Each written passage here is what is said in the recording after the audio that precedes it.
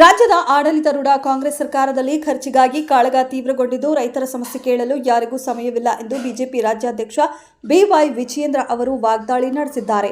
ಪ್ರತಿ ಟನ್ ಕಬ್ಬಿಗೆ 3,500 ರೂಪಾಯಿ ನೀಡುವಂತೆ ಗುರ್ಲಾಪುರ ಬಳಿ ಕಬ್ಬು ಬೆಳೆಗಾರರು ಹೋರಾಟ ಮಾಡುತ್ತಿದ್ದಾರೆ. ರಾಜ್ಯ ಸರ್ಕಾರವೇ ಮುಂದಾಳತ್ವ ವಹಿಸಿ ಅವರ ನ್ಯಾಯಯುತವಾದ ಬೇಡಿಕೆಗಳನ್ನು ಈಡೇರಿಸಬೇಕಿತ್ತು. ಆದರೆ ರಾಜ್ಯ ಸರ್ಕಾರ ಸ್ಪಂದಿಸದ ಹಿನ್ನೆಲೆಯಲ್ಲಿ ಅವರ ಹೋರಾಟಕ್ಕೆ ಬೆಂಬಲ ಸೂಚಿಸಲು ಇಲ್ಲಿಗೆ ಬಂದಿದ್ದೇವೆ ಎಂದು ಹೇಳಿದರು.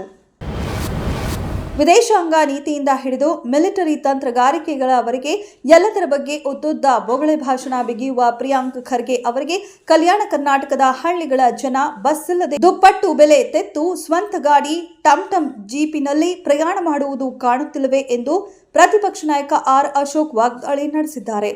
ಕಲ್ಯಾಣ ಕರ್ನಾಟಕದ ಜನರ ಮತ ಪಡೆದು ಅಧಿಕಾರ ಅನುಭವಿಸಿ ತಮ್ಮ ಕುಟುಂಬದ ಕಲ್ಯಾಣ ಮಾಡಿಕೊಂಡಿರುವುದೇ ನಿಮ್ಮ ಏಕೈಕ ಸಾಧನೆ ಎಂದು ವಾಗ್ದಾಳಿ ನಡೆಸಿದ್ದಾರೆ.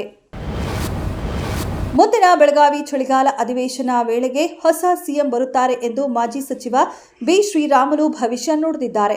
ಬೆಳಗಾವಿ ಅಧಿವೇಶನದಲ್ಲಿ ಹೊಸ ಸಿಎಂ ಇರ್ತಾರೆ, ಅದರಲ್ಲಿ ಮಲ್ಲಿಕಾರ್ಜುನ ಖರ್ಗೆ ಬಂದರೂ ಅಚ್ಚರಿ ಇಲ್ಲ ಎಂದಿದ್ದಾರೆ. ಸಿದ್ದು ಡಿಕೆಶಿ ಕುರ್ಚಿ ಜಗಳದಲ್ಲಿ ಮೂರನೆಯವರಿಗೆ ಲಾಭ ಎಂಬಂತೆ ಕೊನೆ ಗಳಿಗೆಯಲ್ಲಿ ನಾನೇ ಸಿಎಂ ಆಗುತ್ತೇನೆ ಎಂದು ಖರ್ಗೆ ಬಂದರೂ ಬರಬಹುದು ಎಂದು ಹೇಳಿದ್ದಾರೆ.